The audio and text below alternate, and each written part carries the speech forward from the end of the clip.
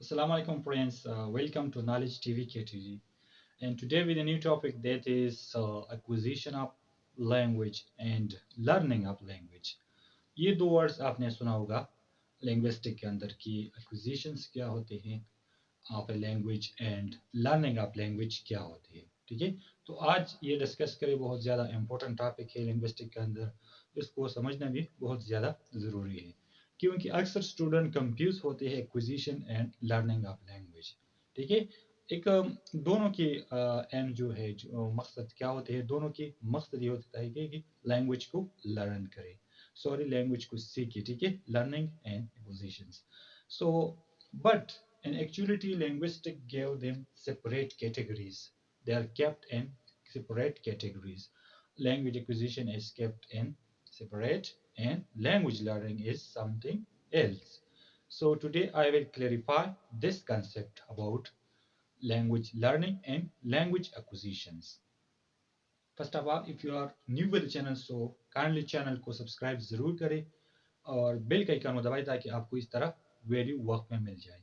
हम तो यूट्यूब पे वीडियो अपलोड करते हैं, इस तरह फेसबुक पेज भी अपलोड करते हैं videos, specially of linguistics, literature and English grammar. ठीक है, तो वीडियो आप देख सकते हैं, बहुत ज़्यादा वीडियो, अबाउट 1000 से अबाउ वीडियोस हमने अपनी चैनल नॉलेज टीवी के टीवी पे अपलोड किया है। ठीक है, तो वहाँ पर आप देख सकते हैं नॉलेज टीवी के टीवी सर्च करते यूट्यूब में मेरा चैनल आ जाएगा। ठीक है, तो आज डिस्कस करेंगे language acquisitions and language learning. ठीक है, वेरी इंपॉर्टेंट टॉपिक है, वीडियो को एंड तक जरूर देखें ताकि आपको समझने में आसानी हो कि about concepts about acquisitions and learning clarify हो जाए। ठीक है, तो first we will take start from language acquisitions. That what is language acquisitions?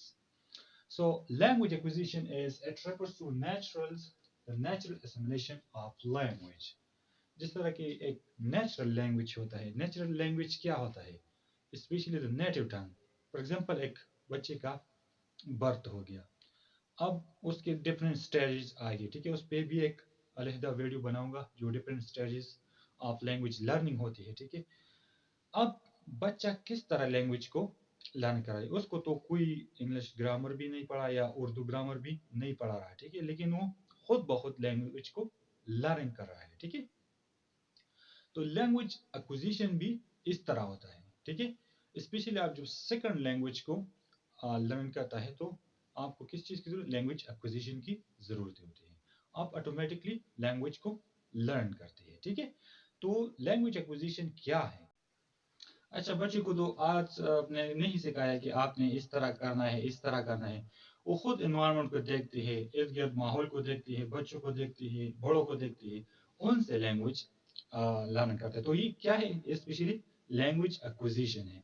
तो it is natural natural assimilations of languages.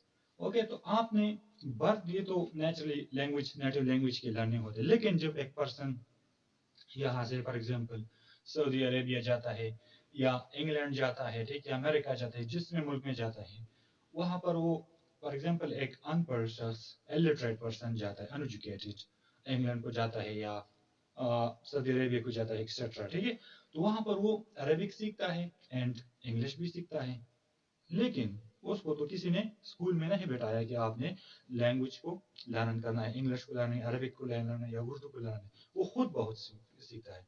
तो that is the natural assimilation acquisition of language। ठीक है, it requires meaningful interaction in the target language।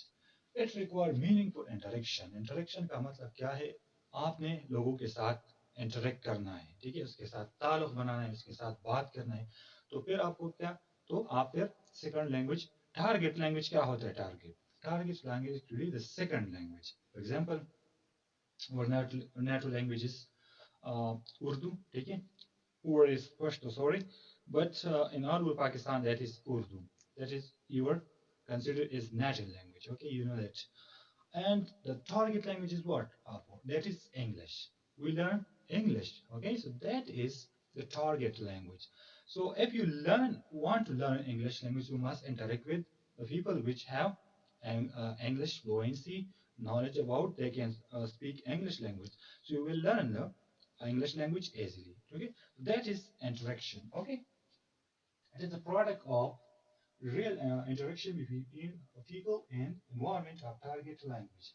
Environment is a picture inside the language acquisitions. Okay, this इससे पहले मैंने बताया कि एक बच्चा जब लैंग्वेज को लर्न करता है उसको तो ग्रामर का पता नहीं होता या किसी बुक का पता तो नहीं होता लेकिन खुद एनवायरनमेंट को देखती है ठीक माहौल को देखती है वहां से वो सीखता है ठीक है तो लैंग्वेज एक्विजिशन भी इस तरह होता है ये टोटली किस पे डिपेंड करता है माहौल पे डिपेंड करता है तो वहां से फिर एक बंदा सीख जाता है इसकी एग्जांपल क्या है फॉर एग्जांपल मैंने पहले भी बताया आप रिपीट करता हूँ ठीक है कि लैंग्वेज एक्विजिशन की एग्जांपल क्या है फॉर एग्जांपल आपकी सिटी में या आपके विलेज में जहाँ भी आप रहते हो वहाँ पर एक अनएजुकेटेड पर्सन इंग्लैंड गया ठीक है या सऊदी अरेबिया गया तो जब वो वहाँ गया इंग्लैंड गया सऊदी अरेबिया गया किसी और मुल्क चाइना को गया ठीक है और 2 साल बाद आ गई या 3 साल बाद आ गई